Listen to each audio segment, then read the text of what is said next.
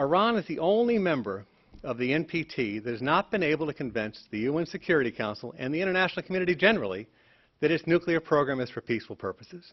And I think that's an important point to underscore. They are the only nation that has been completely, utterly unable to convince the international community of the peaceful purpose of its program, despite its protestations about it being peaceful. And its deceit, frankly, has just continued to raise questions and doubts about this. And this, of course, has culminated in the IAEA report that we talked about earlier. Now, the United States has done exactly what we said we were going to do. With the broad support of the international community, we have steadily increased the pressure on the Iranian regime and raised the cost of its intransigence. Our approach has been multidimensional, and I want to describe these here. It has included 5 distinct yet mutually reinforcing lines of action. 1, we have led the way in organizing an unprecedented array of sanctions that have imposed a significant price for Iran's behavior and succeeded in delaying the Iranian nuclear program. 2, we have led a concerted effort to isolate Iran diplomatically as never before, regionally and globally. 3rd, we have worked with partners to counter Iran's efforts to destabilize the region, especially during the Arab Spring.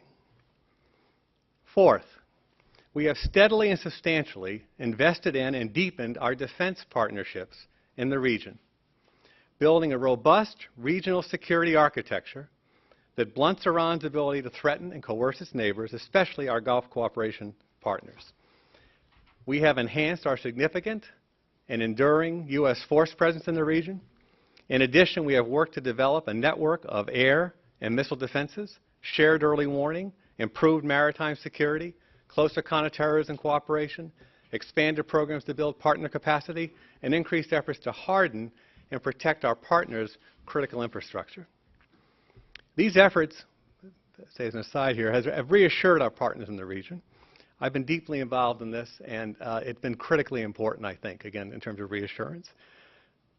The steps demonstrate unmistakably to Tehran that any attempt to dominate the region will be futile, and they show the United States is prepared for any contingency. I would add that our new missile defense program with our European allies, the so-called phased adaptive approach, is more effectively geared to protecting our NATO allies from the growing Iranian missile threat that we face over the next decade.